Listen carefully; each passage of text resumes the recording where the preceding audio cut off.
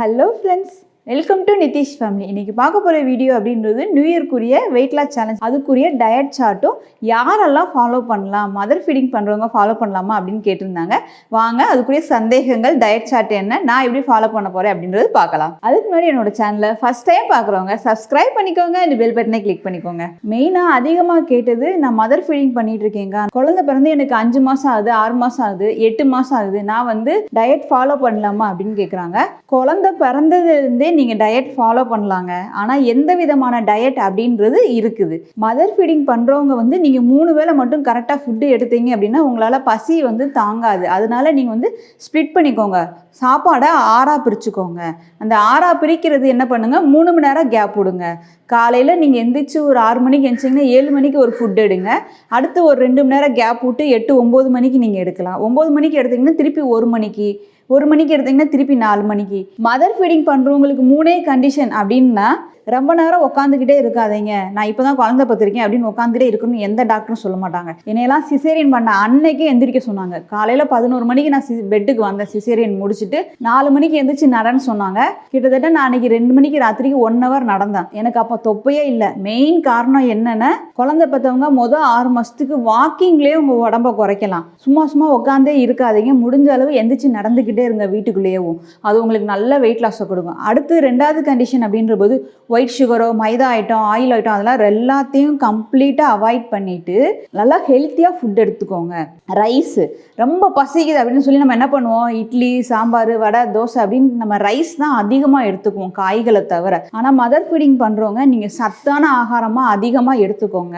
நான் எப்படி ஃபாலோ பண்ணேன், சிம்பிளாக சொல்லணும்னா, காலைல 6 மணிக்கு எழுந்திரிச்சேன்னா 6 to 7 பால் கண்டிப்பாக குடிப்பேன். கிட்டத்தட்ட 1 லிட்டர் பாலை நானே குடிச்சிருக்கேன் நிதிஷ்க்கு மதர் ஃபீடிங் பண்ணும்போது. நான் ஏன் அப்படின்னா, நீங்கள் உங்களோட மதர் ஃபீடிங் பண்ணுறது அப்படின்றது நம்மளோட உடம்புல நீர் சத்து அதிகமாக வேணும். தாய்ப்பால் அப்படின்னாலே அதில் 80% தண்ணி தான் அதிகமாக இருக்கும், 20% தான் பால்.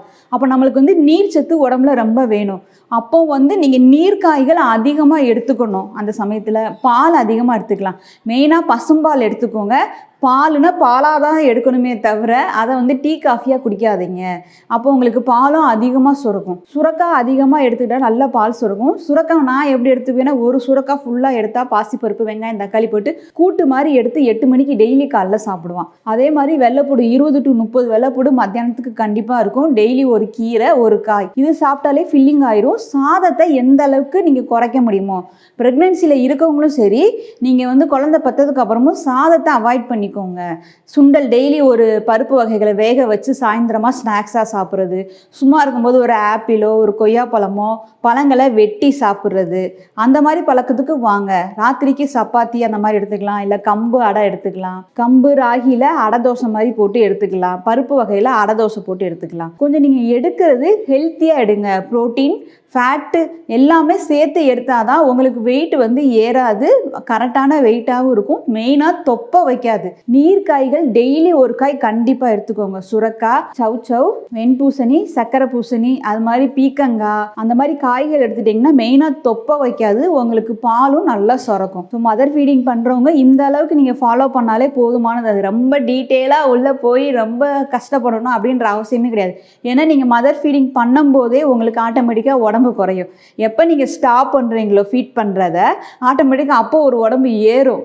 அப்போ நீங்கள் தான் எக்ஸசைஸ் பண்ண ஸ்டார்ட் பண்ண ஆரம்பிச்சிடணும். ஃபஸ்ட்டு 6 மந்த்துக்கு நீங்கள் வாக்கிங்லேயே சூப்பராக உடம்ப குறையலாம். அது மாதிரி ஸ்கூலுக்கு போகிற பொண்ணுங்களாம் இந்த டயட் ஃபாலோ பண்ணலாமா, நான் ஆன்லைன் கிளாஸ் பண்ணுறேங்க்கா, எனக்கு காலையிலையும் கிளாஸ் இருக்குது, ஈவினிங் கிளாஸ் இருக்குது, நான் என்ன பண்ணட்டும், எக்ஸசைஸ் பண்ண முடியல அப்படின்னா, ஒரு 1/2 மணி நேரத்துக்கு முன்னாடி சீக்கிரம் எந்திரிக்கணும். எந்திரிச்சு 1/2 மணி நேரத்துக்கு முன்னாடி தான் எக்ஸசைஸ் பண்ணணும். இல்லை என்னால் 5 மணிக்கே கிளாஸ் இருக்குது அப்படின்றவங்க சாயந்தரம் ஈவினிங்கில் பண்ணுங்கள். அதுவும் முடியல அப்படின்னா என்ன பண்ணுங்கள், மத்தியான வேலை ஒரு 11 மணிக்கு 12 மணிக்கு அப்போ ஒரு 1/2 hour நீங்கள் எக்ஸசைஸ் பண்ணிவிட்டு 1 hour கழித்து நீங்கள் சாப்பாடு எடுத்துக்கலாம். அதாவது எக்ஸசைஸ் பண்ணிங்கன்னா எக்ஸசைஸ் பண்ணி 1 hour கழித்து தான் நீங்கள் ஃபுட்டு எடுக்கணும். நீங்கள் ஃபுட்டு எடுத்துட்டீங்க, சாப்பிட்டுட்டேன் அப்படின்னா 2-3 மணி நேரம், மேக்ஸிமம் 4 மணி நேரம் இருந்தால் ரொம்ப நல்லது. குறைஞ்சது 2 மணி நேரமாவது கேப் விட்டு அடுத்து எக்ஸசைஸ் பண்ணலாம். நம்ம இதை ஞாபகம் வச்சுக்கோங்க. இது அதிகமாக கேள்வி வருது. அதே தான் திரும்ப திரும்ப ரொட்டீனாக வர்ற கேள்வி வந்து பீரியட் சமயத்தில் எக்ஸசைஸ் பண்ணலாமா? அவங்கவுங்க பாடி கண்டிஷனை பொறுத்து இருக்குது. ரொம்ப ஹெவியான ஆப் ஒர்க் அவுட் பண்ணாதீங்க. வாக்கிங் போகலாம், ஃபுல் பாடி எக்ஸசைஸ் பண்ணுங்கள், போதுமானது. அதே மாதிரி பீரியட் சமயத்தில் நல்லா டயட் ஃபாலோ பண்ணணுமா, நல்லா சாப்பிட்டுக்கலாமா அப்படின்னா நல்லா சாப்பிடலாம். அதே நேரத்தில் ஹெல்த்தியாக சாப்பிட்டுக்கோங்க.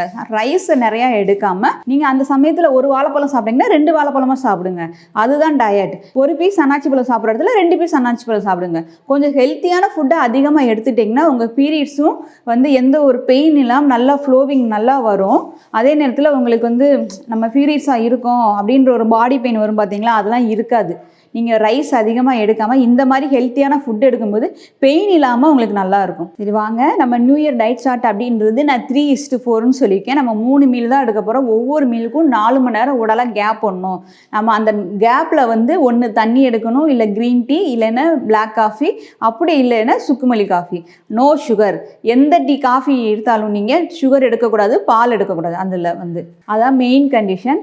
ஃபஸ்ட்டு மீல் அப்படின்றது நான் எடுத்துக்க போகிறது ஒரு நாள் ஃப்ரூட்ஸ் எடுத்துக்குவேன், ஒரு நாள் சாப்பாடு. அந்த மாதிரி தான் மார்னிங்கில் எடுத்துக்கலான்னு இருக்கேன். ஃபஸ்ட்டு டே ஃப்ரூட்ஸ் தான் எடுக்க போகிறேன் நான். Monday fruits. அந்த ஃப்ரூட்ஸுன்றது மிக்ஸ்டு ஃப்ரூட்ஸாக எடுத்துக்கலாம். ஃப்ரூட்ஸை ஜூஸாக எடுக்காமல் சாப்பிட்ற மாதிரி எடுத்துக்கோங்க. அது உங்களுக்கு தொப்பை குறைக்கிறதுக்கும் நல்லாயிருக்கும். உங்களோட ஸ்கின் க்ளோவிங், ஹேர் ஃபால்க்கும் ஸ்டாப் ஆகுறதுக்கு ஃப்ரூட்ஸ் தான் அதிகமாக ஹெல்ப் பண்ணும். அதனால நீங்கள் வந்து ஃப்ரூட்ஸை வந்து அப்படியே ராவாக எடுத்து சாப்பிடுங்க. ஜூஸாக எடுக்காமல் இந்த மாதிரி எடுத்துக்கோங்க. ஒரு வேளை சாப்பாடாக எடுத்துக்கலாம். ஒரு நாள் ஃப்ரூட்ஸ், ஒரு நாள் வந்து சிறுதானியத்தில் உப்புமா மாதிரி பண்ணுறது, அப்படி இல்லைன்னா சிறுதானிய இட்லி, தோசை, இடியாப்பம், சப்பாத்தி அந்த மாதிரி எடுத்துக்கோங்க. 3ஆவது நாள் ஃப்ரூட்ஸ் எடுத்துக்கலாம்.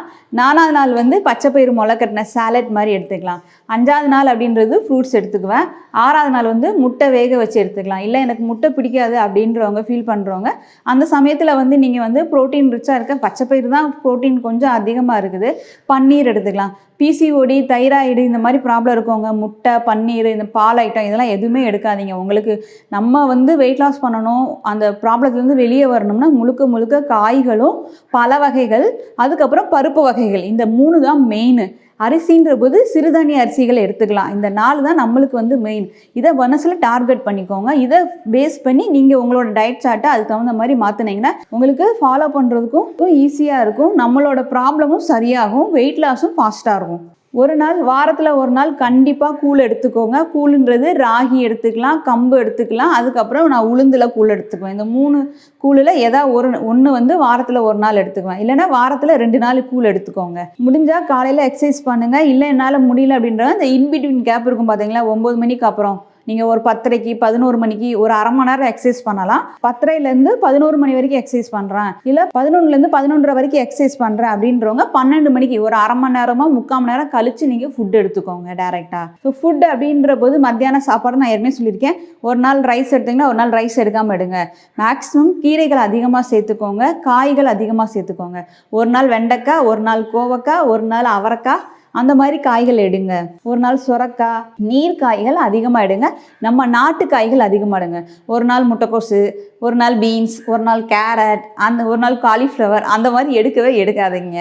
அதை வாரத்தில் ஒரு நாள் எடுத்துக்கோங்க. நம்ம நாட்டு காய்கள், அவரைக்காய், பாவக்காய், வெண்டைக்காய், சுரைக்காய், அந்த மாதிரி காயில் முடிகிற காய்களை அதிகமாக எடுத்துக்கோங்க. தைராய்டு இருக்கவங்க வாழைக்காய் அதிகமாக எடுத்துக்கலாம். நீங்கள் வாரத்தில் 2 நாள் வாழைக்காய் எடுத்துக்கோங்க. நம்மளுக்கு மீல் அப்படின்ற போது இதோட ரொம்ப கம்மியாக தான் நான் சொல்லியிருக்கேன். அதே மாதிரி சாயந்தரம் லாஸ்ட் மீல் 6 to 7 டைம் சொல்லியிருக்கேன். அப்போ வந்து சாலட் தான். ஒரு நாள் வந்து இப்போ ஸ்வீட் கார்ன் கிடைக்குது, நாட்டு சோளக்கருது கிடைச்சாலும் அது ஒரு நாள் சாலட்டாக போடுங்க. ஒரு நாள் வந்து வேர்க்கடலை, பச்சை வேர்க்கடலை வாங்கி அது ஃபுல் டே ஊற வச்சு அதை ஸ்டீமில் வேக வச்சு அந்த வேர்க்கடலை சாலட் போடுங்க. வேர்க்கடலை உடம்புக்கு ரொம்ப நல்லது. மதர் ஃபீடிங் பண்ணவங்களும் சரி, வெயிட் லாஸ் பண்ணுறவங்களும் சரி எடுத்துக்கலாம் வேர்க்கடலை. நம்மளுக்கு ப்ரோட்டீன் வேணும் இல்லையா, வேர்க்கடலையில் ப்ரோட்டீன் அதிகமாக இருக்கும், குட் ஃபேக்ட்டும் சூப்பராக இருக்கும். ஸோ நீங்கள் 6 to 7க்கு வேர்க்கடலை வேக வச்சு அதை ஒரு சாலட்டாக எடுத்துக்கலாம். ஒரு நாளைக்கு கருப்பு சுண்டல் வந்து வேக வச்சு அது ஒரு சாலட், வெள்ளை சுண்டல் ஒரு நாளைக்கு, காராமணி ஒரு நாளைக்கு எடுத்துக்கலாம். அது மாதிரிக்கு கிட்னி பீன்ஸ் ஒரு நாளைக்கு எடுத்துக்கலாம். இந்த பருப்பு ஐட்டங்கள் எல்லாமே பிசிஓடி, தைராய்டு இருக்கிறவங்க எல்லாருமே எடுத்துக்கலாம். பிசிஓடி, தைராய்டு இருக்கவங்க என்னென்ன எடுக்கக்கூடாது அப்படின்றது தைராய்டுக்கும் சரி பிசிஓடிக்கும் சரி நான் தனித்தனியாக வீடியோ போட்டிருக்கேன்.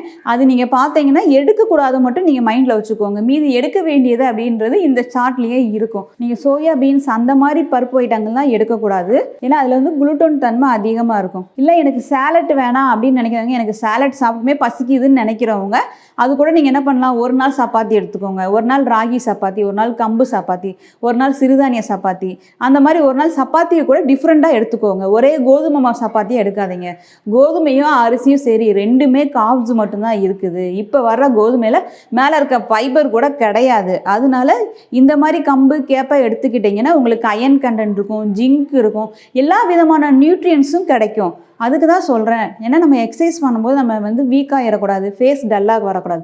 சரிவிகித சத்துக்கள் நிறைந்த உணவுகள் எடுத்துக்கிட்டிங்கன்னா உங்கள் உடம்பும் ஆரோக்கியமாக இருக்கும், நம்ம ஹெல்த்தியாக இருப்போம், எக்ஸசைஸும் பண்ண முடியும், ஸ்கின் க்ளோவிங் மெயினாக வரும், ஹேர் க்ரோத்தும் கண்டிப்பாக இருக்கும். நான் கொடுக்குற சார்ட் அப்படின்றது எல்லாமே நம்மளுக்கு சேர்ந்து தான் இருக்கணும். வெயிட் லாஸ் அப்படின்னா வேகமாக உடம்பை மட்டும் குறைக்கிறத டார்கெட் பண்ணாதீங்க. நம்ம ஃபுல் பாடியும் மைண்டில் வச்சுட்டு டார்கெட் பண்ணி நீங்கள் வெயிட் லாஸ் பண்ணுங்கள். நம்ம வந்து சூப்பரான ஸ்ட்ரக்சர் கொண்டு வர முடியும். 1 வீக் டயட் சார்ட் கொடுத்துருக்கேன், ஃபாலோ பண்ணுங்கள். நானும் ஃபாலோ பண்ணுறேன். ஃபஸ்ட்டு டேயில் இருக்க இன்ட்ரெஸ்ட் வந்து 30 நாள்லையும் பாதிக்கு மேலே அப்படியே குறைஞ்சிக்கிட்டே வருது. அதை குறைக்காமல் ஃபஸ்ட்டு டேயில் எப்படி நம்ம சுறுசுறுப்பாக இருக்குமோ அதே மாதிரி 30ஆம் நாளும் அதே சுறுசுறுப்போடு நம்ம வந்து வெயிட் லாஸ் பண்ணணும். கண்டிப்பாக நம்மளால் பண்ண முடியும். அப்படியே இந்த வீடியோ பிடிச்சிருந்தா லைக் பண்ணுங்கள், ஷேர் பண்ணுங்கள், தென் உங்கள் கருத்துக்களை கமெண்ட் பண்ணிக்கோங்க. Thank you so much.